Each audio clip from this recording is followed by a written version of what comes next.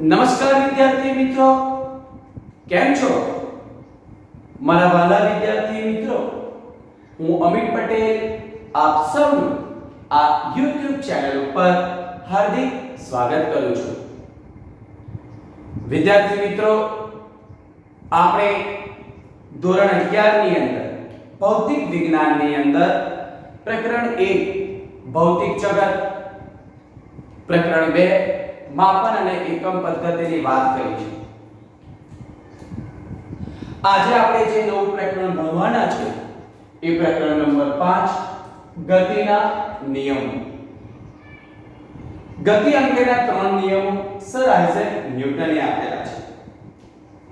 ગતિનો સૌપ્રથમ ખ્યાલ એરિસ્ટોટલે વાત કરી હતી અને એની જે ધારણા એ ખોટો ખ્યાલ રજૂઆત કર્યો હતો, બરાબર? અને ત્યાર પછી જડત્વનો નિયમ ગતિ સાથે સંકળાયેલો એ ગેલિલિયો આપ્યો હતો અને એના પરથી ન્યૂટને ગતિનો પહેલો નિયમ, બરાબર? એ ત્રણે નિયમ હું તમને ખાલી મુદ્દા કહી દઉં છું. ગતિનો પહેલો નિયમ કે જ્યાં સુધી કોઈ પદાર્થ પર બાહ્ય બળ લગાડવામાં ન આવે ત્યાં સુધી એ પદાર્થ પોતાની જે તે અવસ્થા જાળવી રાખે છે. એટલે કે પદાર્થ સ્થિર હોય તો એ પોતાની સ્થિર સ્થિતિ જાળવી રાખે છે અને અચળ વેગથી ગતિ કરતો હોય તો પોતાની એ અચળ વેગી ગતિ ચાલુ રાખે છે. આ ગતિ અંગેનો સર આઇઝેક ન્યૂટનનો પ્રથમ નિયમ. બીજો નિયમની વિધાન કંઈ આ રીતે છે કે પદાર્થના વેગમાનનો ફેરફારનો સમય દર, બરાબર છે? પદાર્થના વેગમાનનો ફેરફારનો સમય દર એ પદાર્થ પર લાગતા બળ જેટલો હોય છે. એટલે F બરાબર તમને મળતું હતું ડેલ્ટા P ના છેદમાં ડેલ્ટા T.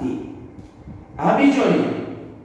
અને ત્રીજો નિયમ આઘાત અને પ્રત્યાઘાત સમાન મૂલ્યના પરસ્પર વિરુદ્ધ દિશાના હોય છે. આ દરેક નિયમોની આપણે વિગતવાર ચર્ચા કરવાના છે. એ પહેલા ગતિ, બરાબર છે કે વિશ્વમાં રહેલો દરેક પદાર્થ કોઈ પદાર્થની સાપેક્ષે શામાં હોય છે? ગતિમાં હોય છે. અને ગતિ એટલે સમય સાથે પદાર્થના સ્થાનમાં આપણે જે ફેરફાર કરવામાં આવે તો એ પદાર્થ ગતિમાં છે એ રીતે આપણે લઈ શકીએ છીએ. ગતિનો અભ્યાસ હકીકતમાં આપણે બે શાખાની અંદર કરવામાં આવે છે, બરાબર? એ ગતિને લગતો અભ્યાસ બે શાખાની અંદર કરવામાં આવે છે. એકને કહેવામાં આવે છે આપણે આ કાઇનેમેટિક્સ અને બીજાને આપણે કહીએ છીએ આ ડાયનેમિક્સ. અને એ બેની જે સંયુક્ત અભ્યાસ જે શાખામાં કરવામાં આવે એને આપણે શાના તરીકે ઓળખીએ છીએ? મિકેનિક્સ. બરાબર? આ કાઇનેમેટિક્સ એટલે દીકરાઓ એને આપણે શુદ્ધ ગતિશાસ્ત્ર તરીકે લઈ શકીએ છીએ. અને ડાયનેમિક્સ એટલે એને કહેવામાં આવે છે ગતિશાસ્ત્ર. કાઇનેમેટિક્સ શુદ્ધ ગતિશાસ્ત્ર એટલે એમાં માત્ર ગતિના એના કારણો સિવાય ચર્ચા કરવામાં આવે છે. એટલે માત્ર ગતિનો અભ્યાસ કરવામાં આવે છે. પદાર્થ એ ગતિ કેવી રીતે કરે છે, શા માટે કરે છે, એવા કોઈ કારણોની ચર્ચા આ કાઇનેમેટિક્સની અંદર કરવામાં આવતી નથી. માત્ર પદાર્થ ગતિ કરે છે, બસ એટલો જ અભ્યાસ અને એને રિલેટેડ જે કંઈ આવે છે એનો અભ્યાસ આ ગતિની શુદ્ધ ગતિશાસ્ત્ર શાખાની અંદર કરવામાં આવે છે. જ્યારે ગતિના કારણો સહિતની જે અભ્યાસ એ ડાયનેમિક્સ એટલે કે ગતિશાસ્ત્રની અંદર કરવામાં આવે છે અને આ બંને શાખાનો સંયુક્ત અભ્યાસ મિકેનિક્સની અંદર કરવામાં આવે છે. બરાબર? આપણું પાંચમું પ્રકરણ જે છે એ ડાયનેમિક્સ ઉપર આધાર છે. ગતિશાસ્ત્ર ગતિના કારણો સહિત કે પદાર્થ એને ગતિમાં લાવવા માટે બાહ્ય બળની જરૂરિયાત હોય છે. એ બાહ્ય બળ કદાચ પદાર્થના સંપર્કમાં હોય ના પણ હોય. આપણને ખબર છે કે કોઈ પદાર્થને આપણે ટેરેસ ઉપરથી ફેંકીએ, ઉપર ફેંકો કે ડાયરેક્ટ નીચે ફેંકો, ઉપર ફેંકો તો પણ એ પદાર્થ અમુક ઊંચાઈએ જઈને ગુરુત્વાકર્ષી બળની અસર હેઠળ ક્યાં આવે છે? નીચે જ આવે છે. કોઈ લોખંડનો ટુકડો હોય એને ચુંબકીય ક્ષેત્રની નજીક લઈ જવામાં આવે તો એ ચુંબકીય ક્ષેત્રને કારણે ગતિ કરે છે. તો આ જે ગુરુત્વાકર્ષી બળ છે, ચુંબકીય બળ છે, વિદ્યુતીય બળ છે, એ પદાર્થના સંપર્કમાં આપણને દેખાતું નથી, તો પણ એ પદાર્થને શું કરાવે છે? ગતિ કરાવે છે. બરાબર છે? અને સંપર્ક બળ એટલે કોઈ પદાર્થને આપણે ગતિ કરતો હોય, એને અટકાવવો હોય તો આપણે હાથ વડે બળ લગાવીએ. બરાબર? કોઈ પદાર્થને ગતિ કરાવવો હોય તો આપણે એ જ હાથ વડે આપણે શું લગાવીએ છીએ? બળ લગાવીએ છીએ. તો એને આપણે સંપર્ક બળ તરીકે ઓળખવામાં આવે છે. ચાલો, એ બધી વાતો આપણે આ પ્રકરણની અંદર આવે છે એ પહેલા હું તમને થોડી બેઝિક ડેફિનેશન, બરાબર, જરા જોતા જજો. બરાબર? એમાં પહેલું આવે છે, આપણે આ થર્ડ ચેપ્ટર ની અંદર બધું આવી જાય છે, બરાબર, પણ આપણે ડેફિનેશન જે છે એટલે તમને બધી જ વિગત આની અંદરથી ખ્યાલ આવી જશે. બરાબર? ગતિનો અભ્યાસ કરવાનો છે. ત્રીજા પ્રકરણની અંદર પથ લંબાઈ, સ્થાનાંતર, સરેરાશ ઝડપ, સરેરાશ વેગ, તત્કાલીન વેગ, પ્રવેગ, સરેરાશ પ્રવેગ, અચળ પ્રવેગી ગતિના સમીકરણો, એ બધી વસ્તુ આવે છે. એની માત્ર હું તમને ડેફિનેશન અને સમજ પડી જાય એ જ રીતે તમને બતાવી દઉં છું. બરાબર? કે જેથી આ પ્રકરણની અંદર જે સૂત્ર આવે એ તમને ખ્યાલ આવી જાય. ચાલો, તો મારા વાલા વિદ્યાર્થી મિત્રો, એમાં પહેલો પોઈન્ટ જોઈએ છે પથ લંબાઈ. પથ લંબાઈ એટલે એને આપણે કહેવું હોય તો પદાર્થે કાપેલ કુલ અંતર, એક્ચ્યુઅલ અંતર. એટલે હું સમજાવું છું. માની લો કે તમે કોઈ એક સ્થળેથી કોઈ બીજા સ્થળે જાઓ છો. બરાબર છે? આપણે માની લઈએ કે આપણે નવસારીથી બરોડા જવાના છે. તો નવસારીથી બરોડા આપણે ટ્રેનમાં પણ જઈ શકીએ છીએ, બાય રોડ પણ જઈ શકીએ છીએ. બરાબર છે? આપણે રેલવે સ્ટેશનથી વાત કરીએ, નવસારી રેલવે સ્ટેશનથી આપણે જઈએ છીએ ક્યાં સુધી? આપણે બરોડાના રેલવે સ્ટેશન સુધી. તો ટ્રેનમાં જઈએ અને પછી કારમાં જઈએ. બરાબર? તો ટ્રેન અને કારની વાત કરવામાં આવે તો બંને માટે આપણને આ જે પથ લંબાઈ છે એ જુદી જુદી મળશે. કારણ કે પથ લંબાઈ એટલે પદાર્થ જે કંઈ પણ રસ્તે ગમે એટલું અંતર કાપે એ ટોટલ અંતર આવે છે. જે કોઈ પણ માને જે રીતે અંતર કાપે એ બધું જ અંતર આની અંદર ગણતરીમાં લેવાનું હોય છે. એટલે એ પદાર્થે કાપેલ કુલ અંતર છે.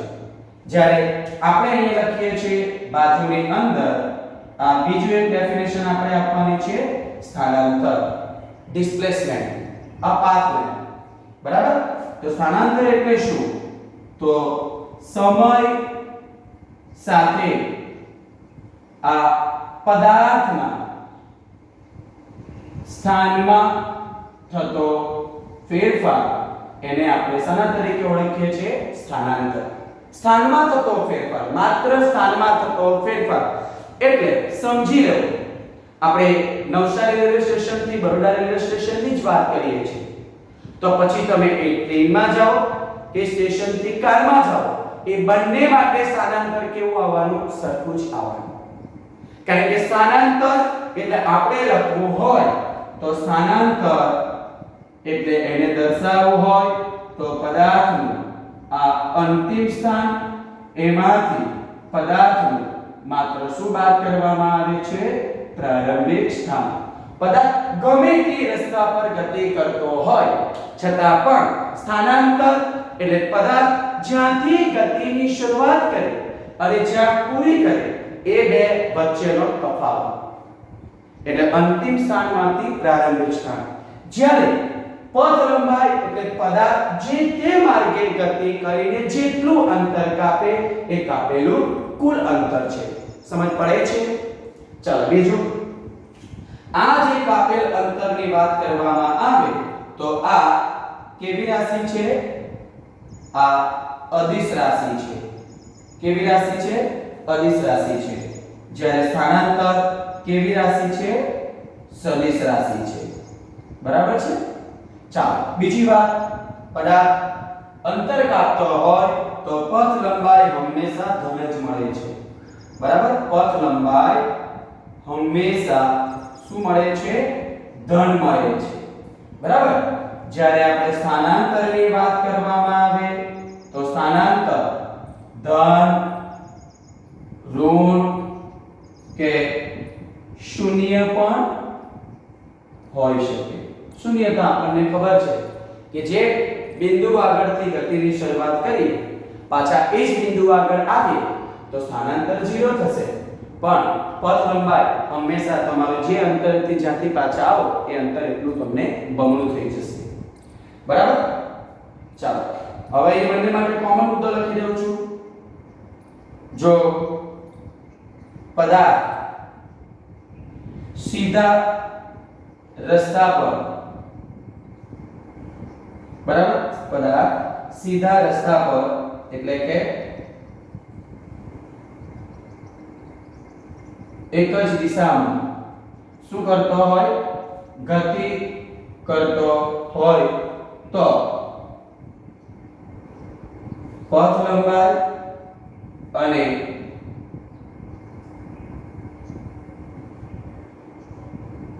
સ્થાનાંતર એક સમાન હોય છે. પરંતુ કદાચ એની વાત કરવામાં આવે એ સુરેખ રસ્તા ઉપર, સીધા રસ્તા પર ગતિ કરતો ન હોય તો એટલે કે બરાબર ગતિ કરતો ન હોય તો શું થાય? અને પદાર્થ, બરાબર, ચાલો આવી ગયું. અને બીજું લખી શકાય કે અહીંયા લખી શકીએ કે પથ લંબાઈ અને સ્થાનાંતર સમાન હોઈ શકે પરંતુ ક્યારે પણ સ્થાનાંતર એ પથ લંબાઈ કરતા વધુ હોઈ શકે નહીં. કારણ કે સ્થાનાંતર એટલે સ્થાનમાં થતો ફેરફાર છે. બંનેના એકમની વાત કરવામાં આવે તો બંનેનો આ SI એકમ શું છે? મીટર છે. અને પારિમાણિક સૂત્ર L1 છે. અને લખવું હોય આ પારિમાણિક સૂત્ર શું થવાનું? એનું L1. તો મારા વાલા વિદ્યાર્થી મિત્રો, આ પથ લંબાઈ અને સ્થાનાંતર એ બે વચ્ચેનો જે તફાવત છે અને પથ લંબાઈ અને સ્થાનાંતર શું છે એની વિગતવાર સમજૂતી મેં તમને આપી દીધી છે. હવે ડાયરેક્ટલી પ્રકરણ 5 ની અંદર જઈએ છીએ એટલે જે કંઈ પણ વિગત આપણને રિક્વાયર છે તે હું તમને અહીંયા કહી દઉં છું. ઓકે, ખ્યાલ હશે? તો ગતિનો અભ્યાસ કઈ શાખામાં થાય, પથ લંબાઈ શું છે, સ્થાનાંતર શું છે એ મેં તમને બતાવી દીધું. હવે આના પરથી આપણે લઈ લઈએ છીએ સરેરાશ ઝડપ અને સરેરાશ વેગ શું છે.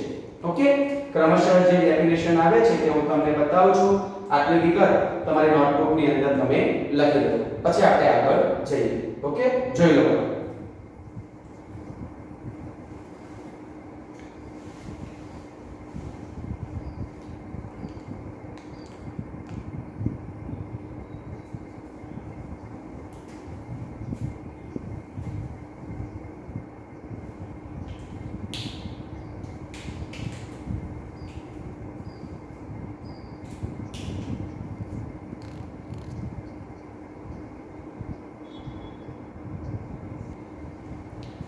ચાલો હવે આપણે અહીંયા લઈએ છીએ, શું લઈએ છીએ? આ સરેરાશ ઝડપ, બરાબર, અને અહીંયા બતાવી દઉં છું આ સરેરાશ વેગ. બે વચ્ચેનો તફાવત શું છે એ તમને ખ્યાલ આવી જશે. ચાલો તો સરેરાશ ઝડપ એટલે આપણે લખી શકીએ, અહીંયા લખું છું, બંને માટે સિમ્બોલ એક સરખો જ આવશે કે સરેરાશ ઝડપ એને આ રીતે આપણે દર્શાવી શકીએ કે કાપેલ કુલ અંતર ભાગ્યા શું થાય? સમયગાળો. કાપેલ કુલ અંતર એટલે પથ લંબાઈ અને ભાગ્યા શું થાય સમયગાળો. જ્યારે અહીંયાના મુદ્દાની વાત કરવી હોય તો સરેરાશ વેગ બરાબર સિમ્બોલ બંનેના સરખા છે પણ અહીંયા લખાશે શું સ્થાનાંતર ભાગ્યા શું થવાનું સમયગાળો. સ્થાનાંતર એટલે કે અંતિમ સ્થાન માંથી પ્રારંભિક સ્થાન અને એના માટે લાગતો સમયગાળો એટલે ડેલ્ટા x ના છેદમાં શું આવે ડેલ્ટા t. સમજ પડે છે? અહીંયા સરેરાશ ઝડપ એટલે કાપેલું કુલ અંતર જેને આપણે પથ લંબાઈ કહેવામાં આવે છે એના ભાગ્યા સમયગાળો કરવામાં આવે તો સરેરાશ ઝડપ મળે છે. જ્યારે સ્થાનાંતરને સમયગાળા વડે ભાગી નાખવામાં આવે તો તમને સરેરાશ વેગ મળે છે. બરાબર છે? બીજું લખવું હોય તો આ અદિશ રાશિ છે. બરાબર છે? કેવી રાશિ છે? અદિશ રાશિ છે. જ્યારે આ કેવી રાશિ છે? સદિશ રાશિ છે. બરાબર છે? બંનેના એકમ સરખા છે. લખવો હોય તો તેનો SI એકમ બરાબર શું થવાનું મીટર પર સેકન્ડ છે. જ્યારે આનો એકમ પણ શું થવાનો એ મીટર પર સેકન્ડ છે. પારિમાણિક સૂત્રની વાત કરવામાં આવે તો આનું પારિમાણિક સૂત્ર આવે છે L1 T-1. એ જ પારિમાણિક સૂત્ર અહીંયા આવશે L1 T-1. બરાબર છે? એટલે આ સરેરાશ ઝડપ અને સરેરાશ વેગની વાત કરી છે. સરેરાશ ઝડપ બરાબર કે પદાર્થે કાપેલું કુલ અંતરને અનુરૂપ પદાર્થ કેટલા સમયમાં કેવી રીતે બરાબર ગતિ કરે એ ખાલી આપણને કાપેલું કુલ અંતર ભાગ્યા સમયગાળા પરથી. જ્યારે સરેરાશ વેગ એટલે પદાર્થ કઈ દિશામાં બરાબર કઈ દિશામાં દિશા આપણને દર્શાવે છે. એટલે દિશા જાણવી હોય તો આપણે સરેરાશ વેગનો ઉપયોગ કરવો પડે. બીજું ઝડપની અંદર પથ લંબાઈ ભાગ્યા સમયગાળો. જ્યારે સરેરાશ વેગની અંદર સ્થાનાંતર ભાગ્યા શું આવે છે સમયગાળો આવે છે. આપણે ખાલી યાદ રાખવાનું છે. થર્ડ ચેપ્ટરની અંદર બધી જ વિગત આપેલી છે. હવે એને અનુરૂપ બંનેનો કોમન મુદ્દો લખી લઈએ છીએ. તો એ કોમન મુદ્દો શું છે? તો વિદ્યાર્થી મિત્રો આપણે કીધું તે પ્રમાણે પદાર્થ સુરેખ પથ પર આ એક જ દિશામાં ગતિ કરતો હોય તો સરેરાશ ઝડપ અને સરેરાશ વેગ એક સમાન હોય છે. બરાબર છે? લખી દેવાનું. પરંતુ ક્યારે પણ એટલે પદાર્થ કોઈ અલગ રીતે ગતિ કરતો હોય ત્યારે ક્યારે પણ આપણે લખી શકીએ કે સરેરાશ વેગ એ સરેરાશ ઝડપ કરતા વધુ હોઈ શકે. ક્યારે પણ પરંતુ ક્યારે પણ સરેરાશ વેગ એ સરેરાશ ઝડપ કરતા વધુ હોઈ શકે નહીં. બરાબર છે?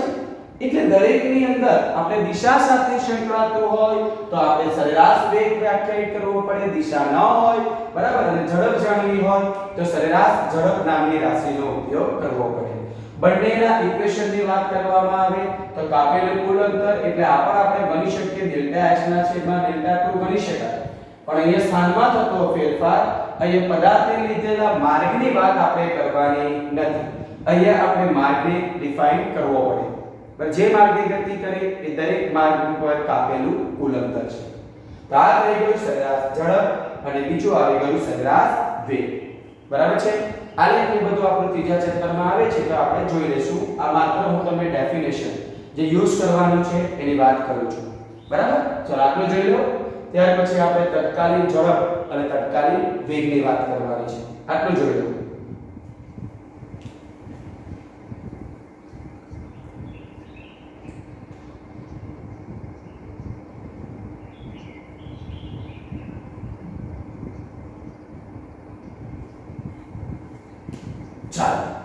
તો હવે આપણે જોઈએ છે અહીંયા આ તાક્ષણિક અથવા તો આ તત્કાલીન વેગ જોઈ લઈએ છીએ, બરાબર. તત્કાલીન વેગ ઇન્સ્ટન્ટેનિયસ વેલોસિટી. તો આપણે સરેરાશ વેગ પરથી પદાર્થ કઈ દિશામાં, બરાબર, અને એને કાપેલું કુલ અંતર પરથી કેટલી ઝડપથી ગતિ કરે તે આપણે જાણી શકીએ છીએ કેટલા વેગથી. પણ જે તે સમયે જાણવું હોય તો આપણે પદાર્થ જે ગતિ કરે છે, માની લેવો આપણે, બરાબર, કોઈ તત્કાલીન જે તે સમયની વાત કરીએ તો જે તે સમયનો જે આપણો વેગ જાણવો હોય તો સરેરાશ વેગ પરથી જાણી શકાતું નથી. જે તે સમયનો વેગ જાણવો હોય તો આપણે એ સમયગાળાને નાનો કરતો જવું પડે. કેટલો? તો limit delta t tends to 0. તો જરા જોઈ લો તત્કાલીન વેગ આપણને કેવી રીતે મળે. તો સરેરાશ વેગ v આપણે લખીએ છીએ ડેલ્ટા x ના છેદમાં ડેલ્ટા t, અને લખું છું કે તત્કાલીન વેગ માટે સમયને ખૂબ નાનો કરતા જઈએ છીએ, limit delta t tends to 0 લેતા. આનો મતલબ એવો થાય કે સમય 0 નથી પણ 0 ની ખૂબ નજીક છે, એટલે આપણને મળે છે therefore અહીંયા આપણે લખવું હોય તો તત્કાલીન વેગ v બરાબર સરેરાશ નીકળી ગયું અને એને લખાય છે limit delta t tends to 0 delta x ના છેદમાં શું આવશે ડેલ્ટા t, અને લિમિટ કાઢી નાખો તો આ લખાય છે dx/dt, બરાબર. જ્યાં dx/dt એટલે x નું t સાપેક્ષે વિકલન દર્શાવે છે, બરાબર છે. x નું t ની સાપેક્ષે વિકલન, અને એને દર્શાવવું હોય તો x ડોટ વડે પણ આપણે દર્શાવી શકીએ. એટલે જે તે સમયનું આપણે વેગ જાણવો હોય તો તમને, બરાબર, જે સ્થાનાંતર આપેલું હશે તે સમયના સ્વરૂપમાં હશે અને એનું સમયની સાપેક્ષે વિકલન કરી નાખવામાં આવે તો આપણને તત્કાલીન વેગ મળે છે. જ્યારે તત્કાલીન ઝડપ એટલે વેગનું શું આવે છે મૂલ્ય, બરાબર. આપણે લખવું હોય તો તત્કાલીન ઝડપ, બરાબર છે, તત્કાલીન ઝડપ એટલે અહીંયા શું લખવું પડે વેગનું માન. વેગનું માન એટલે વેગને માનાંકમાં લઈએ, કારણ કે આપણે તત્કાલીન ઝડપ જે તે સમયની વાત કરીએ તો વેગનું મૂલ્ય લેવામાં આવે, કારણ કે વેગ ધન, ઋણ અને શૂન્ય પણ આપણે જે વાત કરી છે, બરાબર. સ્થાનાંતર 0 હોય તો વેગ 0 પણ હોઈ શકે. તો દીકરાઓ આ આપણે જોઈ લીધું તત્કાલીન વેગ. તત્કાલીન આપણને જરૂરિયાત છે, બરાબર, એટલા માટે આ વિગત મેં તમને દર્શાવી દીધી છે કે જે તે સમયે પદાર્થનો વેગ જાણવો હોય તો આપેલા સ્થાનાંતરનું આપણે સમયની સાપેક્ષે વિકલન કરી નાખવું પડે. અને વિકલન માટેના જે નિયમો છે એ પણ હું તમને આ વિડિયોની અંદર બતાવી દઈશ કે આપણે વિકલનના કયા કયા નિયમો આપણે જોવાના છે, કયા કયા સૂત્રનો આપણે ઉપયોગ કરવાનો છે, બરાબર. તો દીકરાઓ પાંચમા ચેપ્ટરની અંદર ગતિના નિયમોની અંદર આપણને અચળ પ્રવૃત્તિ ગતિના સમીકરણોની પણ રિક્વાયર થશે. એટલા માટે થર્ડ ચેપ્ટરની અંદર જે કંઈ પણ વિગત આવે છે એ હું તમને નોર્મલી આ બોર્ડ ઉપર જે રિક્વાયર છે એ હું તમને સમજાવતો જઈશ. તમારે દરેક વિગત પ્રોપરલી સમજી લેવી પડશે, બીકોઝ એ આપણો બેઝિક વસ્તુ છે અને ધોરણ 12 ની અંદર પણ આ દરેકે દરેક વસ્તુ આવે છે. એટલે આપણો કોન્સેપ્ટ ક્લિયર હશે તો તમને કોઈ વાંધો આવશે નહીં, બરાબર. તો મારા વહાલા વિદ્યાર્થી મિત્રો, આજના આ વિડિયોમાં આપણે આટલું જ રાખીએ છીએ. હજુ આપણું પ્રવેગ બાકી છે, અને પ્રવેગ ત્યાર પછી અચળ પ્રવેગી ગતિના સમીકરણો અને વિકલન માટે જે આવે છે, બરાબર, કયા કયા વિકલનના સ્વરૂપો છે એ એક્ચ્યુઅલી થર્ડ ચેપ્ટરની અંદર આવી જાય છે. એટલે આપણને જરૂરિયાત હશે એ પ્રમાણેના સૂત્ર ખાલી હું તમને અહીંયા બતાવી દઈશ. એ આપણે ધ્યાનમાં રાખીશું એટલે આપણને કોઈ તકલીફ પડશે નહીં. સૂત્ર ખાલી ગોખવાના નથી, એને તમે સમજીને કરશો તો કોઈ વાંધો આવશે નહીં. મેં તમને અહીંયા તફાવત સ્વરૂપે બતાવ્યું કે ભાઈ સ્થાનાંતર શું છે, what is the displacement and what is the path length. તો પાથ લેન્થ પથ લંબાઈ એટલે કાપેલું કુલ અંતર છે, જે માર્ગે ગતિ કરે બધું જ આપણે ગણતરીમાં લેવાનું. જ્યારે સ્થાનાંતર એટલે સ્થાનમાં થતો ફેરફાર, અંતિમમાંથી પ્રારંભિક સ્થાન બાદ કરી નાખો પછી ગમે તે માર્ગે ગતિ કરે, એ સ્થાનાંતર આપણે એ રીતે શોધી શકાય. એના પરથી સરેરાશ ઝડપ કે ભાઈ કાપેલું કુલ અંતરને એ કાપવા માટે લાગતા સમયગાળા વડે ભાગી નાખીએ તો સરેરાશ ઝડપ મળે. જ્યારે સ્થાનાંતરને એ સ્થાનાંતર માટે લાગતા સમયગાળા વડે ભાગી નાખવામાં આવે તો સરેરાશ વેગ મળે. અને તત્કાલીન વેગ માટે આપણે સમયને નાનો કર્યો, કેટલો? Limit delta t tends to 0. તો સરેરાશ વેગ પરથી આપણને શું મળે છે? તત્કાલીન વેગ. બરાબર? તો મારા વાલા વિદ્યાર્થી મિત્રો, આજના આ વિડિયોમાં આપણે આટલું જ રાખીએ છીએ. બાકીનું આપણે નેક્સ્ટ વિડિયોની અંદર જોઈશું. Okay, thank you.